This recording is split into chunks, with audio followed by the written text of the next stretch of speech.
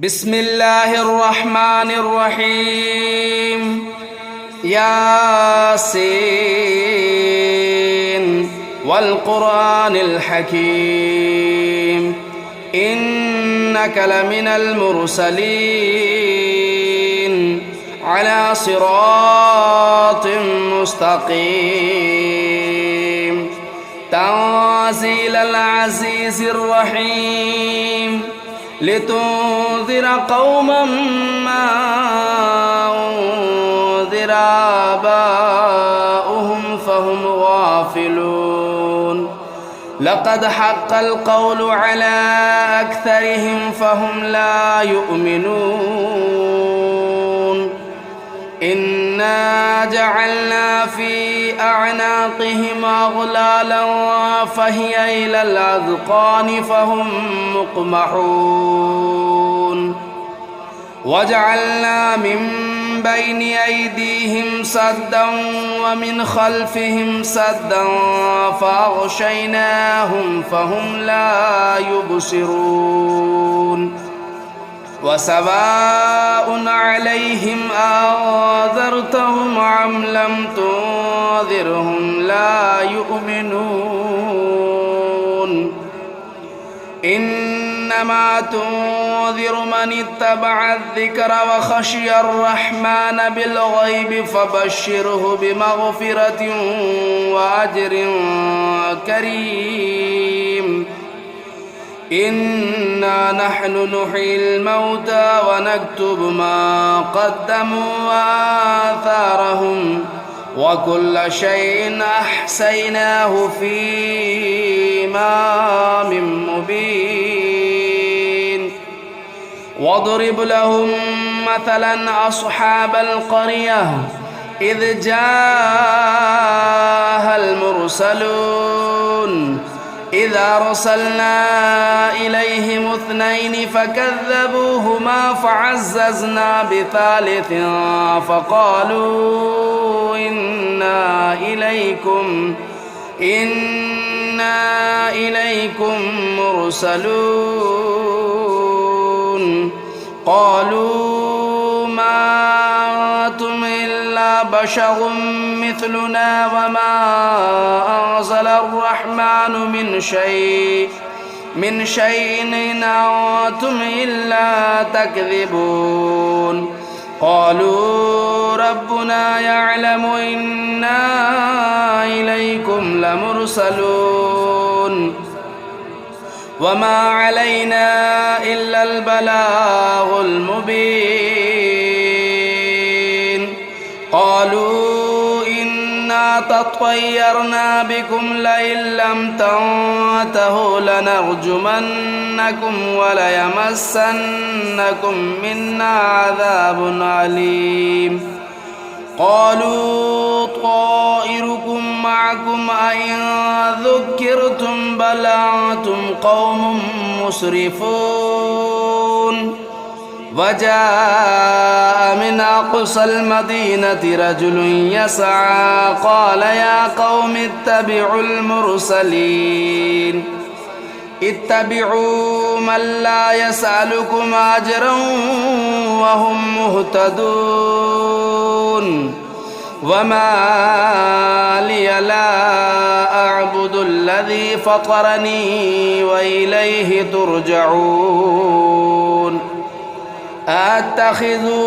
من دونه آلهة إن يردني الرحمن بضر لا تغن عني شفاعتهم شيئا ولا ينقذون إني إذا لفي ضلال مبين إني آمنت بربكم فاسمعون قيل ادخل الجنة قال يا ليت قومي يعلمون بما غفر لي ربي وجعلني من المكرمين وما أنزلنا على قومه من بعده من جود من السماء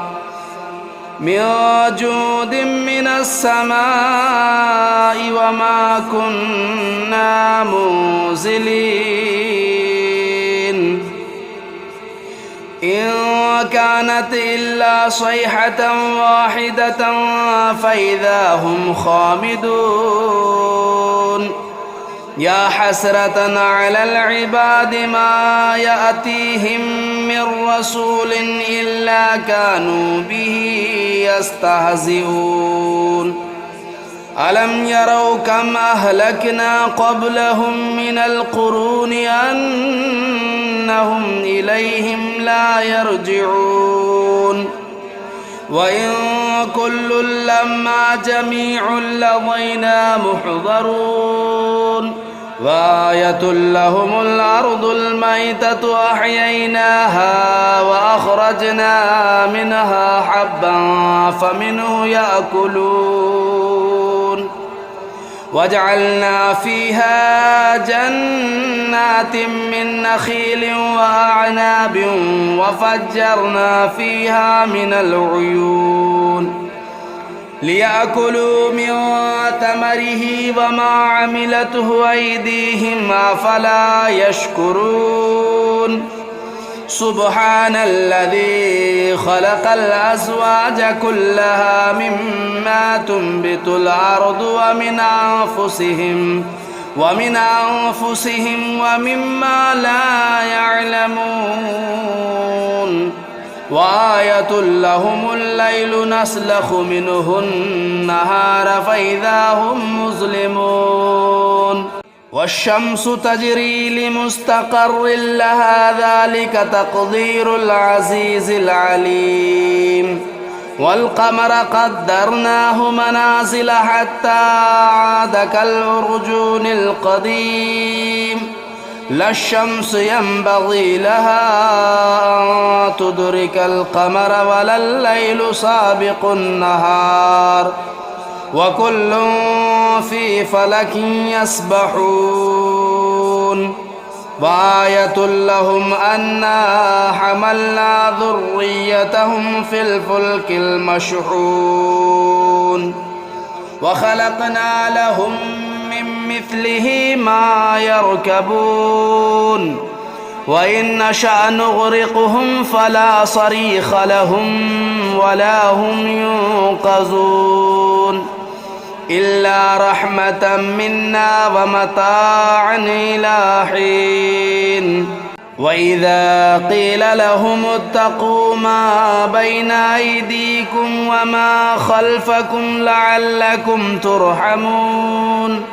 وما تأتيهم من آية من آيات ربهم إلا كانوا عنها معرضين وإذا قيل لهم أنفقوا مما رزقكم الله قال الذين كفروا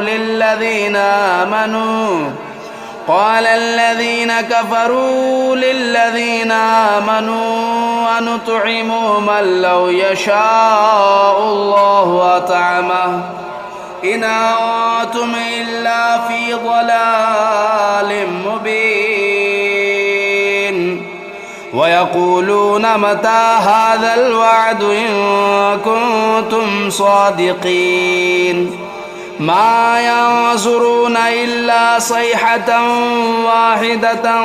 تأخذهم وهم يخصمون فلا يستطيعون توصية ولا إلى أهلهم يرجعون ونفخ في الصور فإذا هم من الأجداث إلى ربهم ينسلون قالوا يا ويلنا من بعثنا من مرقدنا هذا ما وعد الرحمن وصدق المرسلون إن كانت إلا صيحة واحدة فإذا هم جميع لدينا محضرون قالوا يا ويلنا من بعثنا من مرقدنا هذا ما وعد الرحمن وصدق المرسلون إن كانت إلا صيحة واحدة فإذا هم جميع لدينا محضرون فاليوم لا تظلم نفس شيئا ولا تجزون إلا ما كنتم تعملون إن أصحاب الجنة اليوم في شغل فاكهون هم وأزواجهم في ظلال على الأرائك متكئون لهم فيها فاكهة ولهم ما يدعون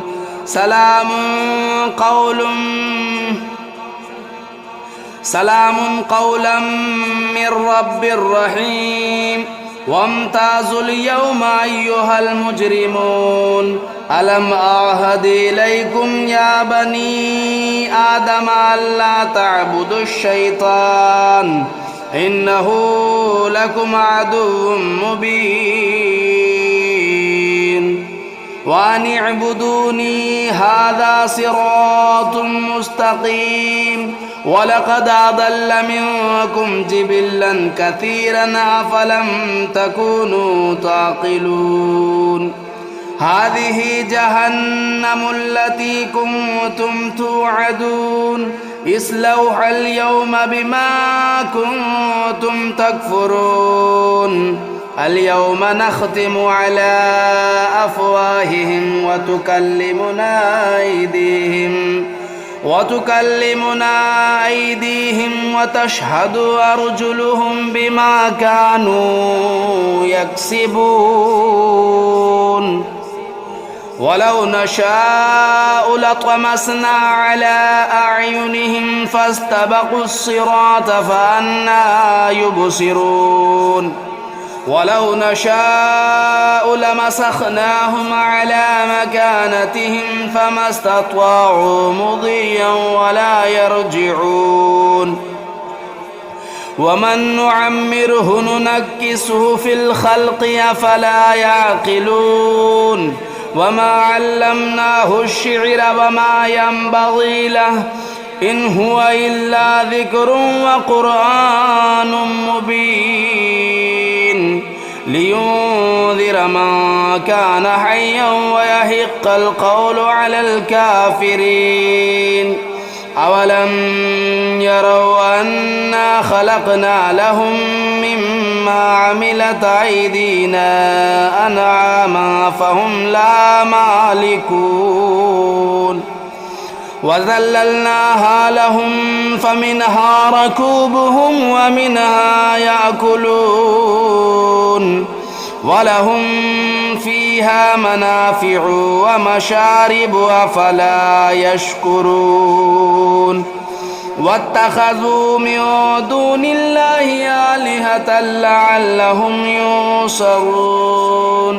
لا يستطيعون نصرهم وهم لهم جند محضرون فلا يحزنك قولهم إنا نعلم ما يسرون وما يعلنون أولم ير الإنسان أنا خلقناه من نطفة فإذا هو خصيم مبين وضرب لنا مثلا ونسي خلقه قال من يحيي العظام وهي رميم قل يحييها الذي أنشأها أول مرة وهو بكل خلق عليم الذي جعل لكم من الشجر الأخضر نارا فإذا أنتم منه توقدون أوليس الذي خلق السماوات والأرض بقادر على أن يخلق مثلهم بلى وهو الخلاق العليم إنما أمره إذا أراد شيئا أن يقول له كن فيكون فسبحان الذي بيده ملكوت كل شيء وإليه ترجعون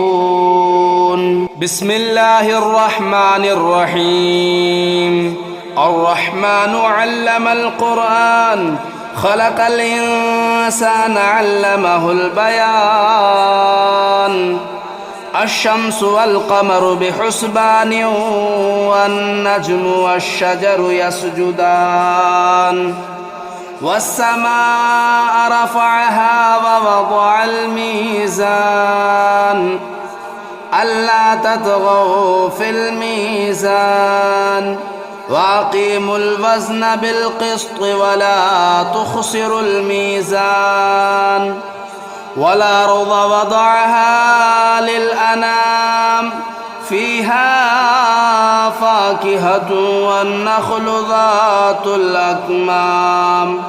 والحب ذو العصف والريحان فبأي آلاء ربكما تكذبان خلق الإنسان من صلصال كالفخار وخلق الجان من مارج من نار فبأي آلاء ربكما تكذبان رب المشرقين ورب المغربين فبأي آلاء ربكما تكذبان مرج البحرين يلتقيان بينهما برزخ لا يبغيان فبأي آلاء ربكما تكذبان يخرج منهما اللؤلؤ والمرجان فبأي آلاء ربكما تكذبان وله الجوار المنشآت في البحر كالأعلام فبأي آلاء ربكما تكذبان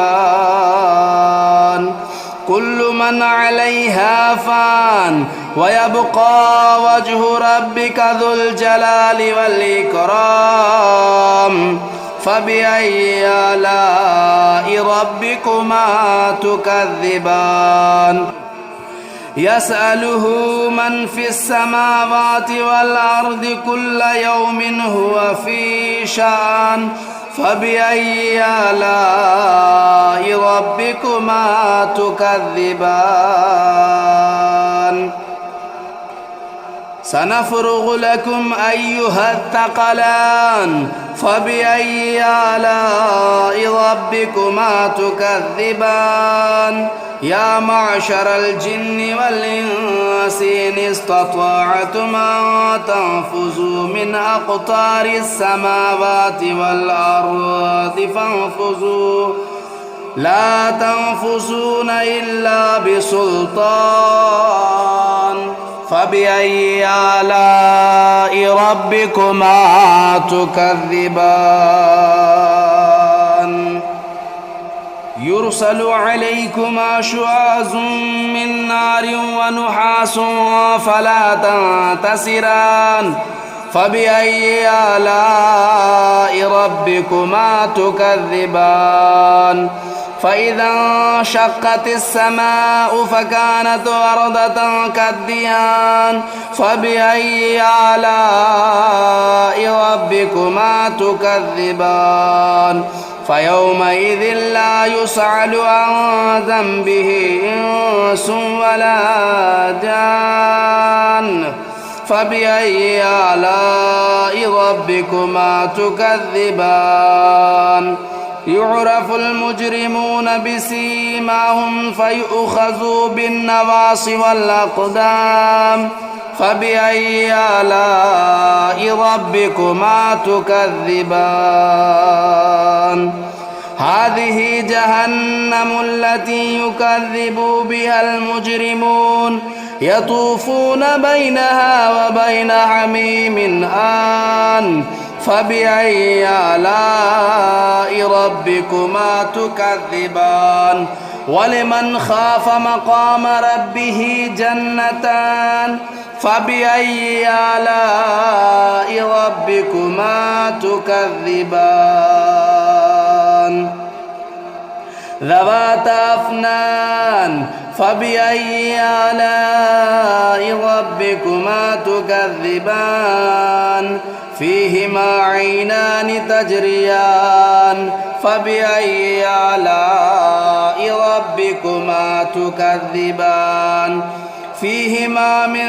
كل فاكهة زوجان فبأي آلاء ربكما تكذبان متكئين على فرش بطائنها من استبرق وجنى الجنتين دان فبأي آلاء ربكما تكذبان فيهن قاصرات الطرف لم يطمثهن إنس قبلهم ولا جان فبأي آلاء ربكما تكذبان كأنهن الياقوت والمرجان فبأي آلاء ربكما تكذبان هل جزاء الإحسان إلا الإحسان فبأي آلاء ربكما تكذبان ومن دونهما جنتان فبأي آلاء ربكما تكذبان مدهامتان فبأي آلاء ربكما تكذبان فيهما عينان نضاختان فبأي آلاء ربكما تكذبان فيهما فاكهة والنخل والرمان فبأي آلاء ربكما تكذبان فيهن خيرات حسان فبأي آلاء ربكما تكذبان حور مقصورات في الخيام فبأي آلاء ربكما تكذبان لم يطمثهن إنس قبلهم ولا جان فبأي آلاء ربكما تكذبان متكئين على رفرف خضر وبخري حسان فبأي آلاء ربكما تكذبان تبارك اسم ربك ذو الجلال والإكرام بسم الله الرحمن الرحيم تبارك الذي بيده الملك وهو على كل شيء قدير الذي خلق الموت والحياة ليبلوكم أيكم أحسن عملا وهو العزيز الغفور الذي خلق 7 سماوات طباقا ما ترى في خلق الرحمن من تفاؤت فارجع البصر هل ترى من فطور ثم ارجع البصر كرتين ينقلب إليك البصر خاسئا وهو حسير ولقد زينا السماء الدنيا بمصابيح وجعلناها رجوما للشياطين وأعتدنا لهم عذاب السعير وللذين كفروا بربهم عذاب جهنم وبئس المصير إذا ألقوا فيها سمعوا لها شهيقا وهي تفور تكاد تميز من الغيظ كلما ألقي فيها فوج سألهم خزنتها ألم يأتكم نذير قالوا بلى قد جاءنا نذير فكذبنا وقلنا ما نزل الله من شيء إن أنتم إلا في ضلال كبير وقالوا لو كنا نسمع أو نعقل ما كنا في أصحاب السعير فاعترفوا بذنبهم فسحقا لأصحاب السعير إن الذين يخشون ربهم بالغيب لهم مغفرة وأجر كبير وأسروا قولكم أو اجهروا به إنه عليم بذات الصدور ألا يعلم من خلق وهو اللطيف الخبير هو الذي جعل لكم الأرض ذلولا فامشوا في مناكبها وكلوا من رزقه وإليه النشور أأمنتم من في السماء أن يخسف بكم الأرض فإذا هي تمور أم أمنتم من في السماء أن يرسل عليكم حاصبا فستعلمون كيف نذير ولقد كذب الذين من قبلهم فكيف كان نكير أولم يروا إلى الطير فوقهم صافات ويقبضن ما يمسكهن إلا الرحمن إنه بكل شيء بصير أمن هذا الذي هو جند لكم ينصركم من دون الرحمن إن الكافرون إلا في غرور أمن هذا الذي يرزقكم إن أمسك رزقه بل لجوا في عتو ونفور أفمن يمشي مكبا على وجهه أهدى أمن يمشي سويا على صراط مستقيم قل هو الذي أنشأكم وجعل لكم السمع والأبصار والأفئدة قليلا ما تشكرون قل هو الذي ذرأكم في الأرض وإليه تهشرون ويقولون متى هذا الوعد إن كنتم صادقين قل إنما العلم عند الله وإنما أنا نذير مبين فلما رأوه زلفة سيئت وجوه الذين كفروا وقيل هذا الذي كنتم به تدعون قل أرأيتم إن أهلكني الله ومن معي أو رحمنا فمن يجير الكافرين من عذاب أليم قل هو الرحمن آمنا به وعليه توكلنا فستعلمون من هو في ضلال مبين قل أرأيتم إن أصبح ماؤكم غورا فمن يأتيكم بماء معين